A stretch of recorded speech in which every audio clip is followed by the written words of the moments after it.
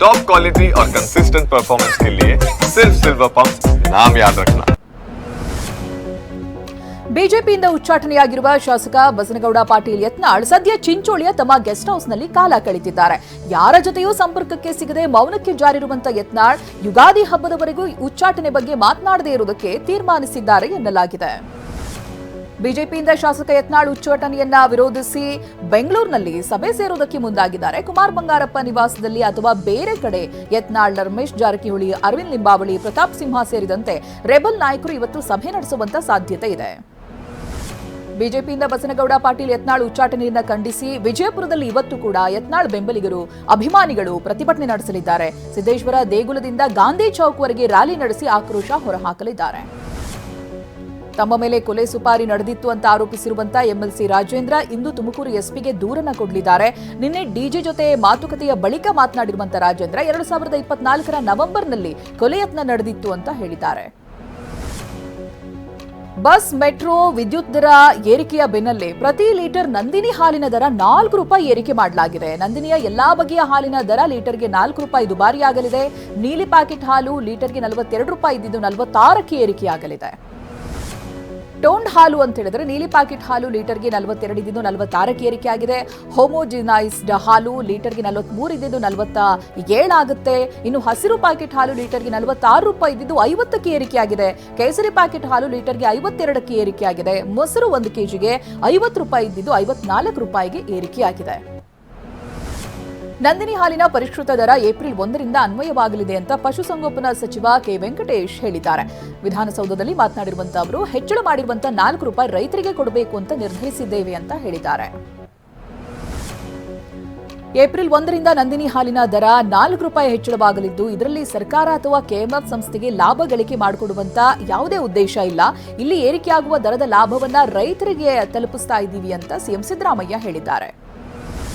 ಹಾಲಿನ ದರ ಏರಿಕೆಗೆ ಬೆಂಗಳೂರಿನಲ್ಲಿ ಜನ ಆಕ್ರೋಶವನ್ನ ಹೊರಹಾಕಿದ್ದಾರೆ. ಫ್ರೀ ಯೋಜನೆಯನ್ನ ಕೊಡಿ ಅಂತ ಸರ್ಕಾರಕ್ಕೆ ಯಾರೂ ಕೇಳಿಲ್ಲ. ಅಗತ್ಯ ವಸ್ತುಗಳ ದರ ಏರಿಕೆ ಮಾಡಿದ್ರೆ ಎಲ್ರಿಗೂ ಸಮಸ್ಯೆ ಆಗುತ್ತೆ. ಏರಿಕೆ ಮಾಡಿದ ಹಣ ರೈತರಿಗೆ ಕೊಡಲ್ಲ ಅಂತ ಜನ ಕಿಡಿಕಾರಿದ್ರು. ರಾಜ್ಯದ ಜನರಿಗೆ ಸರ್ಕಾರ ಡಬಲ್ ಶಾಕ್ ಕೊಟ್ಟಿದೆ. ಹಾಲಿನ ದರ ಏರಿಕೆಯ ಬೆನ್ನಲ್ಲೇ ಕೆಇಆರ್ಸಿ ವಿದ್ಯುತ್ ದರ ಏರಿಕೆಯ ಶಾಕ್ ಅನ್ನು ಕೊಟ್ಟಿದೆ. ಪ್ರತಿ ಯೂನಿಟ್ಗೆ 36 ಪೈಸೆ ಹೆಚ್ಚಳ ಮಾಡಿ ಆದೇಶವನ್ನು ಕೊಡಲಾಗಿದೆ. ಏಪ್ರಿಲ್ 1ರಿಂದಲೇ ರಾಜ್ಯದ ಜನರಿಗೆ ಕರೆಂಟ್ ಶಾಕ್ ತಟ್ಟಲಿದೆ. ಸದ್ಯ ಈಗಾಗಲೇ ದರ ಏರಿಕೆಯ ಪ್ರಸ್ತಾವನೆ ಬಂದಿದ್ದು ಸರ್ಕಾರ ನಿನ್ನೆ ಅಧಿಕೃತವಾಗಿ ನೂತನ ದರ ಘೋಷಿಸಿದೆ. ಮಚ್ಚು ಹಿಡಿದು ರೀಲ್ಸ್ ಮಾಡಿ ಪೊಲೀಸರ ಅತಿಥಿಯಾಗಿರುವ ರಜತ್ ಹಾಗೆ ವಿನಯಗೌಡ ಪೊಲೀಸ್ ಕಸ್ಟಡಿಯ ಅವಧಿ ಇವತ್ತು ಮುಕ್ತಾಯವಾಗಲಿದೆ. ಸಂಜೆ 4 ಗಂಟೆಗೆ ಇಬ್ಬರನ್ನೂ ಕೂಡ ಪೊಲೀಸರು 24ನೇ ಎಸಿಜೆಎಂ ಕೋರ್ಟ್ಗೆ ಹಾಜರುಪಡಿಸಲಿದ್ದಾರೆ. ಪಾಪಿಪತಿ ರಾಕೇಶ್ ಖಾಸಗಿ ಕಂಪನಿಯಲ್ಲಿ ಕೆಲಸವನ್ನ ಮಾಡ್ತಾ ಇದ್ದ. ಇತ್ತ ಕೆಲ ತಿಂಗಳ ಹಿಂದೆ ಖಾಸಗಿ ಕಂಪನಿಯ ಕೆಲಸವನ್ನ ಬಿಟ್ಟಿದ್ದಂತ ಗೌರಿ ಹೊಸ ಕೆಲಸದ ಹುಡುಕಾಟದಲ್ಲಿ ಇದ್ರು. ಇದೇ ಕೆಲಸ ಹುಡುಕುವಂತ ವಿಚಾರದಲ್ಲಿ ದಂಪತಿ ನಡುವೆ ಜಗಳ ನಡೆದು ರಾಕೇಶ್ ಪತ್ನಿಗೆ ಹೊಡೆದಿದ್ದ. ಈ ವೇಳೆ ರಾಕೇಶ್ ಮೇಲೆ ಗೌರಿ ಚಾಕುವನ್ನ ಎಸೆದಿದ್ಲು.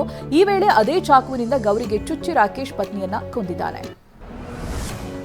ಬೆಂಗಳೂರಿನಲ್ಲಿ ವೀಲಿ ಪುಂಡಾಟ ಹೆಚ್ಚುತ್ತಾ ಇರುವಂತಹ ಕಾರಣ ರಾತ್ರಿ 11ರಿಂದ ಬೆಳಗ್ಗೆ 6ರವರೆಗೆ ಫ್ಲೈಓವರ್ ಮೇಲೆ ಸಂಚಾರವನ್ನ ನಿರ್ಬಂಧ ಮಾಡಲಾಗಿದೆ. ರಂಜಾನ್ ಹಬ್ಬ ಮುಗಿಯುವವರೆಗೂ ಕೂಡ KR market, Shantinagar, double road ಸೇರಿ ಪ್ರಮುಖ ಫ್ಲೈಓವರ್ಗಳು ರಾತ್ರಿ ಹೊತ್ತು ಬಂದ್ ಆಗಲಿವೆ.